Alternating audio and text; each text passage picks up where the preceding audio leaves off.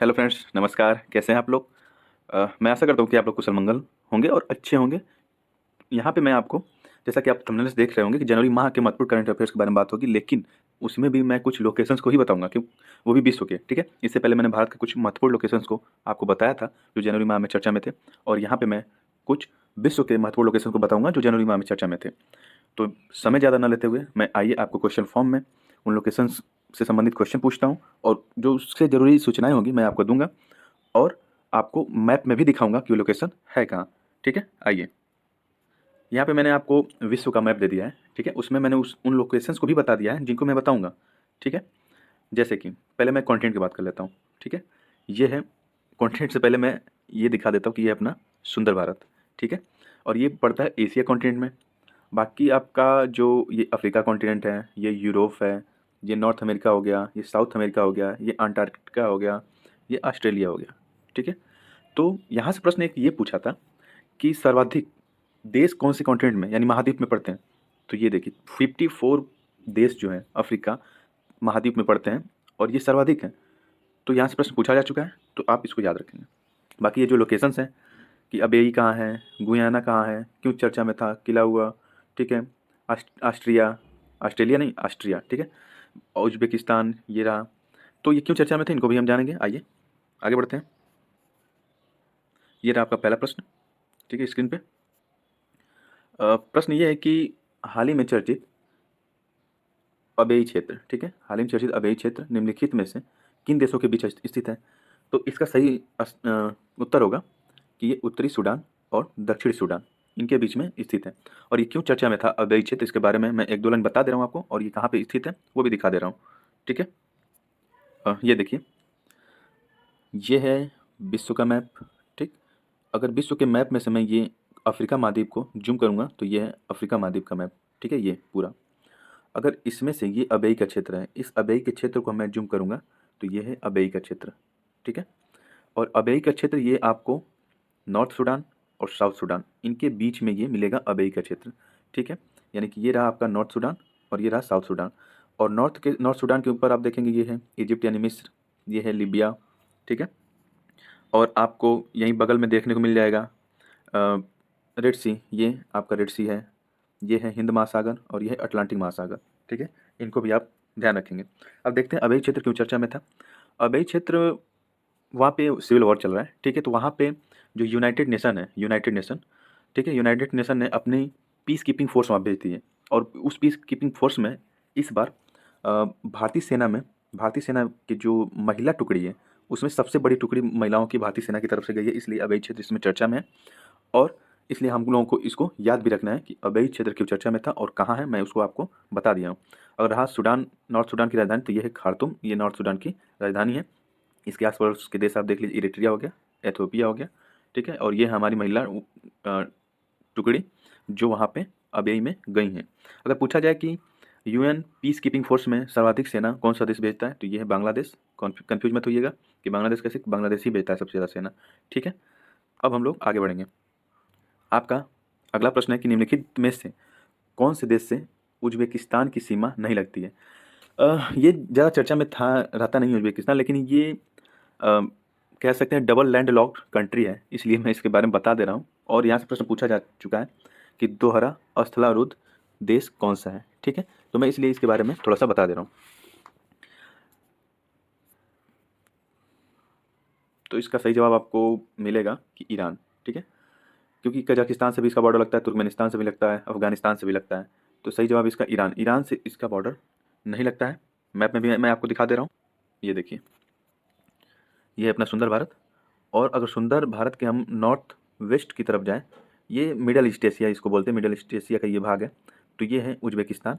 ठीक है, अगर इसको हम जूम करके इधर देखा जाए तो देखिए उज्बेकिस्तान जो है इधर कजाकिस्तान से बॉर्डर बना रहा है। ठीक है, इधर देखिए किर्गिस्तान से बॉर्डर बना रहा है, इधर आपका तुर्कमेनिस्तान से बॉर्डर बना रहा है। ठीक है, इधर ताजिकिस्तान से बॉर्डर बना रहा है, इधर अफगानिस्तान से भी हल्का इसका बॉर्डर बनता है। लेकिन ईरान यहाँ पे है, ईरान से इसकी बॉर्डर नहीं लगती, ये भी ध्यान देंगे आपकी। उज्बेकिस्तान का बॉर्डर आपका ये देखिए, ये कैस्पियन सी है, इससे भी नहीं लगता है। ठीक है, कैस्पियन सी से भी पूछा जाता है कि किस किस की बॉर्डर लगती है, तो तुर्कमेनिस्तान, कजाकिस्तान, इधर रसिया का कुछ भाग है, इधर अजरबैजान है। ठीक है, इधर ईरान है। ओके, इस बात को भी आप लोग ध्यान रखेंगे। अगर उज़्बेकिस्तान की बात करें तो ये मध्य एशिया में स्थित एक दोहरा स्थलावरुद्ध देश है। दोहरा स्थलावरुद्ध देश का मतलब ये है कि कुछ देश, जैसे कि ये आप देखेंगे, जैसे कि मान लीजिए ये है किर्गिस्तान, ठीक है। किर्गिस्तान किसी भी समुद्र से सीमा नहीं बनाता है, मतलब इसका ओपन एरिया नहीं है जो समुद्र से सीधे जाके लगता हो, तो ये एक लैंडलॉक्ड या स्थलावरुद्ध देश हो गया। अब ऐसे देशों से, जैसे कजाकिस्तान, किर्गिस्तान, तजाकिस्तान, तुर्कमेनिस्तान, ऐसे देशों से ये घिरा है। ये स्थलावरुद्ध तो है ही, और इस स्थलावरुद्ध यानी लैंडलॉक्ड कंट्री से उज़्बेकिस्तान घिरा हुआ है, तो ये दोहरा लैंडलॉक्ड कंट्री कहलाता है। अब ये मत कहिएगा कि तुर्कमेनिस्तान तो कैस्पियन सी से बॉर्डर बनाता है। यहाँ पे कहने का मतलब ये है कि लंबी बॉर्डर, जैसे कि समुद्र से मतलब ज़्यादा एक्सेस इनको मिलता हो, तो ऐसे क्षेत्र को काउंट किया जाता है, ना कि छोटी कोई वाटर बॉडी है उससे एक्सेस मिलता हो तो ऐसे काउंट किया जाता है, ठीक है। तो इस बात का आप ध्यान रखेंगे। आइए आगे बढ़ते हैं। आपका अगला प्रश्न है कि हाल ही में लोकसभा अध्यक्ष, वो तो ओम बिरला जी हैं, आप लोग जानते ही हैं, तो उनके नेतृत्व में एक संसदीय प्रतिनिधिमंडल ने अफ्रीका के किस देश की यात्रा की है, ठीक है। तो ये है आपके सामने ऑप्शन, और इसका सही जवाब है तंजानिया, ठीक है। अभी हाल ही में तंजानिया पे हमारे जो संसदीय प्रतिनिधिमंडल है वो लोकसभा अध्यक्ष के नेतृत्व में यात्रा की है। आइए इसके बारे में एक दो लाइन देख लेते हैं। देखिए ओम बिरला जी, अ, अभी ये द स्टेट्समैन करके एक न्यूज़पेपर, उसने भी कवर किया था कि India and Tanzania have a close and friendly relations. मतलब ऐसा ओम बिरला जी बोले हैं कि भारत और तंजानिया काफ़ी करीबी दोस्त हैं, ठीक है। इनके साथ काफ़ी फ्रेंडली रिलेशन है हमारा। तो पहले ये लोग केन्या गए, ठीक है। केन्या के बाद उसके बाद ये दर अस सलाम जो तंजानिया की एक लार्जेस्ट सिटी है वहाँ पे ये लोग गए, ठीक है। तो ये आपका प्रश्न था और मैं इसके बारे में कुछ बता दिया। अ, अब मैं यहाँ पे ये बताने की कोशिश कर रहा हूँ कि जो किलिमंजारो है अफ्रीका महाद्वीप में, माउंट किलिमंजारो अफ्रीका महाद्वीप का सबसे ऊंचा पर्वत है, ठीक है। अफ्रीका महाद्वीप का सबसे ऊंचा पर्वत है, कंफ्यूज मत होइएगा, ये अफ्रीका महाद्वीप का सबसे ऊंचा पर्वत है माउंट किलिमंजारो, और ये कहाँ है, ये तंजानिया में ही है, ठीक है। इसलिए मैं आपको इसको बता दे रहा हूँ। और यहाँ पे आप देख रहे होंगे साइड में मैंने किली पॉल लिख रखा है, इसलिए मैं बता रहा हूँ, ये एक्स्ट्रा जानकारी है।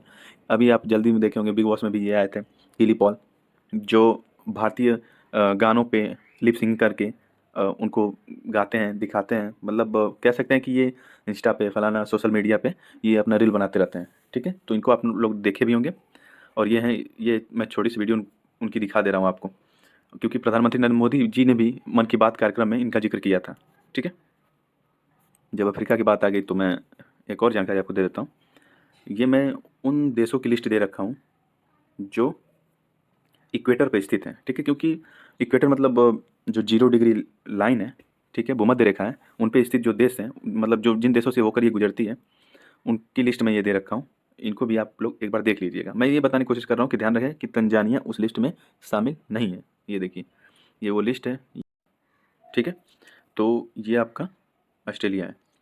तो आप देख सकते हैं कि यहाँ पे अगर साउथ अमेरिका में देखेंगे आप, इधर साउथ अमेरिका में, तो ये इक्वाडोर, कोलंबिया और ब्राज़ील से होके आगे बढ़ती है। फिर ये आपको अफ्रीका कॉन्टिनेंट में प्रवेश करेगी। तो यहाँ पे पहले ये साओ टॉम प्रिंसिप है, ये यहाँ से इंटर करती है। उसके बाद ये है गैबोन आपका, ठीक है। फिर रिपब्लिक ऑफ कॉन्गो, फिर युगांडा, फिर डेमोक्रेटिक रिपब्लिक ऑफ कॉन्गो, फिर ये केन्या, ठीक है, ये सोमालिया, यहाँ से होते हुए ये मालदीव होते हुए आगे बढ़ती है। फिर इंडोनेशिया के कुछ हिस्से से होते हुए किरिबाती तक जाती है। तो ये आप भूमध्य रेखा को याद रखिएगा कौन कौन से देश से गुजर रही है, ठीक है। आइए अगले प्रश्न में चलते हैं। आपका अगला प्रश्न है कि हाल ही में फरवरी 2023 में किस देश से 12 चीतों को भारत में लाने हेतु एक समझौते पर हस्ताक्षर किया गया है। तो इसका सही जवाब है आपका साउथ अफ्रीका। हालांकि आप भी ट्राई कर सकते हैं, वीडियो को रोक के आप भी ट्राई कर सकते हैं हर एक क्वेश्चन में, ठीक है। मैं इसका सही जवाब दे रहा हूँ, साउथ अफ्रीका है। नमीबिया भी चर्चा में था, क्योंकि नमीबिया ने भारत को 8 चीते दिए थे, लेकिन वो गिफ्ट के तौर पे दिए थे, उसके साथ कोई समझौता नहीं होता, वो गिफ्ट के तौर पे दिए थे। वहाँ पे नरेंद्र मोदी जी का, हमारे जो प्राइम मिनिस्टर, उनके बर्थडे पे ये आए थे गिफ्ट में, और काफ़ी चर्चा में थे, न्यूज़ में भी थे, आपने देखा होगा, ठीक है। बाकी ये गैबोन है और शॉर्ट टाइम प्रिंस पे है। यहाँ पे आप देख लीजिए कि भारत की चीता स्थानांतरण परियोजना के हिस्से के रूप में फरवरी 2023 में दक्षिण अफ्रीका से 12 चीतों को भारत लाने हेतु दोनों देशों के बीच एक समझौता किया गया था, ठीक है। और नमीबिया ने भारत को 8 चीते उपहार में दिए थे। और ये हमारे देश के पुलिसकर्मी, ठीक है। ये देखिए, ये इंडियन एयरफोर्स जब इन चीतों को साउथ अफ्रीका से लेके आई तो ये लोग उनको रिसीव किए और इसको मध्य प्रदेश के कूनो राष्ट्रीय उद्यान में शिफ्ट किए, ठीक है। इन चीतों को कूनो राष्ट्रीय उद्यान में शिफ्ट किया गया है, ठीक है। और ये आप आपका अफ्रीका का मैप है और ये साउथ अफ्रीका की लोकेशन है। इस साउथ अफ्रीका की जो लोकेशन है इसी के बीच में लेसेथो करके एक देश मिलता है, उसको भी आप लोग ध्यान रखेंगे। और इसके अगल बगल देख लीजिए, बोत्सवाना है, ये नमीबिया है, इधर जिम्बाब्वे है, ठीक है, इधर हिंद महासागर है और इधर देखेंगे तो ये अटलांटिक महासागर है। ठीक है दोस्त, आइए आगे बढ़ते हैं। आपका अगला प्रश्न है कि आमू दरिया नदी, ये एशिया की नदी है, आमू दरिया नदी निम्नलिखित में से किस देश से होकर नहीं जाती है? तो आपका सही जवाब है कजाकिस्तान। ओके, ये कजाकिस्तान से होके नहीं बहती है। आइए आमू दरिया नदी क्यों चर्चा में थी उसको जान लेते हैं। यहाँ देखिए, उत्तरी अफगानिस्तान में आमू दरिया बेसिन में कच्चे तेल की निकासी के लिए चीनी कंपनी जीजियोंग और पेट्रोल एंड गैस और तालिबान प्रशासन के बीच एक समझौता पर हस्ताक्षर हुआ था, इसलिए आमू दरिया नदी चर्चा में थी और मैं आपको इसके बारे में बता दे रहा हूँ। ठीक है, तो ये देखिए आमू दरिया नदी के ये लोकेशन के बारे में दिखाया हूँ मैं। ये आपका इधर से आमू दरिया निकल रही है और ऐसे आपका ये अरल सी में जाकर गिरती है। तो ये मत देखिएगा कि ये साउथ से नॉर्थ कैसे जा रहा है, ये लोकेशन वहाँ पे कुछ और ही होता है। ये आपका तुर्कमेनिस्तान हो गया, ये आपका अफगानिस्तान का हिस्सा है। ठीक है दोस्त, कुछ और इनसे संबंधित बातें बता दे रहा हूँ मैं आपको। डूरंड लाइन देखने को मिल जाएगा कहाँ कहाँ, भारत और अफगानिस्तान के बीच, पाकिस्तान और अफगानिस्तान के बीच भी डूरंड लाइन देखने को मिल जाएगी, और भारत और पाकिस्तान के बीच रेड क्लिफ लाइन देखने को मिल जाएगी, और भारत और चाइना के बीच आपको मैकमोहन लाइन देखने को मिल जाएगी। ठीक है, ये देखिए इसका माउथ है अरल सी में, ये आमू दरिया नदी के बारे में बता रहा हूँ। ठीक, अरल सी ये है। ठीक है, ये रहा आपका अगला प्रश्न। हाल ही में चर्चित शेंगेन एरिया, ठीक है, शेंगेन एरिया क्यों चर्चा में था और ये है क्या, इसके बारे में हम लोग देख लेते हैं। और प्रश्न यहाँ पे है कि ये शेंगेन क्षेत्र है क्या? क्या ये टर्की का भूकंप प्रभावित क्षेत्र है, या यूक्रेन का युद्ध प्रभावित क्षेत्र है, या चीन और भारत का विवादित क्षेत्र है, या यूरोपीय संघ का पासपोर्ट मुक्त समझौता है ये? ठीक है, तो इसका सही जवाब है आपका कि ये यूरोपीय संघ का पासपोर्ट मुक्त समझौता है। ठीक है, आइए इसके बारे में एक दो लाइन समझ लेते हैं। देखिए, Croatia to switch to euro enter passport free Schengen zone. ठीक है, तो क्रोएशिया ने साझा यूरोपीय मुद्रा जो यूरो होता है उसको उसने अपनाया, और जो शेंगेन क्षेत्र जो कहते हैं जिसको, उसमें ये ज्वाइन हो गया।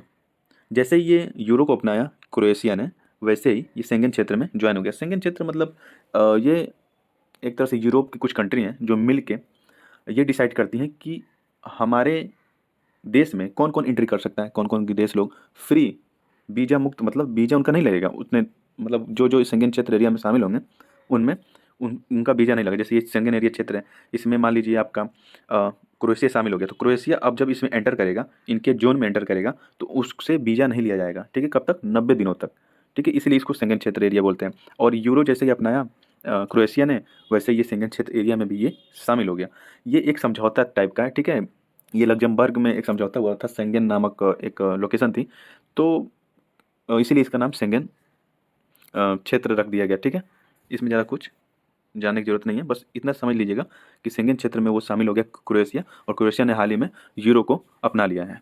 ठीक है, ये आपका अगला प्रश्न है कि हाल ही में भारत और किस देश के बीच एक व्यापक प्रवासन, ठीक है, माइग्रेशन संबंधित प्रवासन गतिशीलता भागीदारी समझौता हुआ है? तो क्या इसका आंसर इटली, ऑस्ट्रिया या ऑस्ट्रेलिया या अमेरिका है? तो इसका सही जवाब है आपका ऑस्ट्रिया। ठीक है, अभी हाल ही में भारत और ऑस्ट्रिया के बीच एक व्यापक प्रवासन और गतिशीलता भागीदारी समझौता पे हस्ताक्षर किए हैं दोनों लोग। ये हस्ताक्षर इसलिए किया गया है कि जैसे कि ऑस्ट्रिया का ये कहना था कि भारत के कुछ जो अवैध नागरिक हैं वो ऑस्ट्रिया में आके रह रहे हैं, तो इसलिए ये समझौता किया गया है। और इस समझौते के तहत भारत सरकार क्या करेगी कि ऑस्ट्रिया में जो भारतीय नागरिक रह रहे हैं अवैध तरीके से, उनको भारत वो वापस लाएगी। ठीक है, इस तरह से करने से दोनों देशों के बीच अपना जो रिलेशन है वो मजबूत होगा। ठीक है, ऑस्ट्रिया की लोकेशन मैं आपको दिखा दे रहा हूँ मैप में। बाकी इसमें कुछ इंपॉर्टेंट नहीं है, मैं आपको यहाँ पे कुछ बाल्कन कंट्रीज और बाल्टिक देश के बारे में भी बता दूंगा। ठीक है, अब यूरोप की बात करें तो मैं आपको बाल्कन और बाल्टिक देश के भी बारे में बता देता हूँ। जैसे देखिए बाल्टिक देश, ये यूरोप का मैप है और ये है बाल्टिक सागर, और यहाँ पे मैं बाल्टिक देश के बारे में बता दे रहा हूँ। ये देखिए, ये है एस्टोनिया, ये है लाटविया, ये है लिथुआनिया। ठीक है, ये यहाँ पे बाल्टिक सागर से ये टच होने के कारण इनको बाल्टिक देश बोलते हैं, सॉरी बाल्टिक देश बोलते हैं। ठीक है, तो इनको आप ध्यान रखिएगा, ये एस्टोनिया, लाटविया और लिथुआनिया बाल्टिक देश कहलाते हैं। अगर हम बाल्कन कंट्रीज के बारे में बात करें तो थोड़ा सा हम साउथ की तरफ अगर आते हैं यहाँ से, ये देखिए, ये है बाल्कन कंट्रीज का एरिया। जैसे कि आप देख सकते हैं यहाँ पे सर्बिया है, नॉर्थ मैसेडोनिया है, और ये कोसोवो है, ये अल्बानिया है, ये बोस्निया है, ये मॉन्टेनेग्रो है, Bulgaria, Croatia, Greece, Romania, Slovenia, Turkey. ठीक है, ये सब बाल्कन कंट्रीज कहलाते हैं। क्यों कहलाते हैं? क्योंकि यहाँ पे एक बाल्कन पर्वत श्रृंखला है, इसी के आसपास ये लोग स्थित हैं, इसलिए इनको हम बाल्कन कंट्रीज कहते हैं। और ये है आपका मेडिटेरियन सी, इसमें भी कई छोटे छोटे सी आपको देखने को मिल जाएंगे। ठीक है, ज़्यादा समय हो जाएगा, इसलिए चलिए आगे बढ़ते हैं, फिर कभी हम लोग डिटेल में चर्चा करते रहेंगे इस पर। अगला प्रश्न है, हाल ही में हवाई द्वीप पर स्थित ज्वालामुखी में विस्फोट हुआ है, उसका क्या नाम है? तो देखिए, ये हवाई द्वीप की जो बात कर रहे हैं, ये यूएसए का पार्ट है, और वहाँ पे आपको किला हुआ, मौना लोआ, मौना किया, हुलालाई, ये सब वहीं पे मिलेंगे, हवाईयन आइलैंड पे। लेकिन अभी जल्दी में कहाँ पे विस्फोट हुआ है उसके बारे में प्रश्न पूछा जा रहा है, तो इसका सही जवाब होगा आपका किला हुआ। ठीक है, आइए आगे चलते हैं। ये कुछ और वैल्केनो यानी कि ज्वालामुखी का लिस्ट है, आप इसको देख सकते हैं। जैसे कि ये है अपना सुंदर भारत, ठीक है, और ये ऑस्ट्रेलिया, ये है साउथ अमेरिका, ये नॉर्थ अमेरिका, ये है प्रशांत महासागर पूरा, और ये है नॉर्थ अटलांटिक महासागर, और ये है साउथ अटलांटिक महासागर, ये है अफ्रीका, और ये है यूरोप का हिस्सा। आप यहाँ पे देख सकते हैं ये किला हुआ है। ठीक है, ये आपको अमेरिका के नॉर्थ अमेरिका के नॉर्थ वेस्ट साइड मिलेगा, प्रशांत महासागर में। ठीक है, प्रशांत महासागर में यहीं पे किला हुआ भी मिलेगा, यहीं पे आपको मौना लोआ मिलेगा। ठीक है, और ये देखिए साउथ अमेरिका में यहाँ पे आपको कोटापैक्सी मिलेगा। ठीक है, कोटापैक्सी मिलेगा, और ये आपकी मैरियाना ट्रेंच है। मैं कुछ लोकेशन दिखा दे रहा हूँ जो एग्जाम में हमेशा पूछी जाती हैं, तो आपके दिमाग में ये बनी रहेगी, इसलिए मैं इसको बता रहा हूँ। ठीक है, बाकी आपका एटना ये मिलेगा आपको यूरोप में, विसुवियस मिलेगा, ये इटली के आसपास मिलेंगे सब। ठीक है, यहाँ पे देखिए कैनारी आइलैंड है, और ये अभी जो किलिमंजारो के बारे में बात कर रहे थे, ये किलिमंजारो है। ठीक है दोस्त, तो आइए आगे बढ़ते हैं। प्रश्न ये है कि 2023 का 12वां विश्व हिंदी सम्मेलन किस देश में आयोजित किया गया? क्या हांगकांग में, या सिंगापुर, या मॉरिशस, या फिजी? तो इसका सही जवाब है फिजी।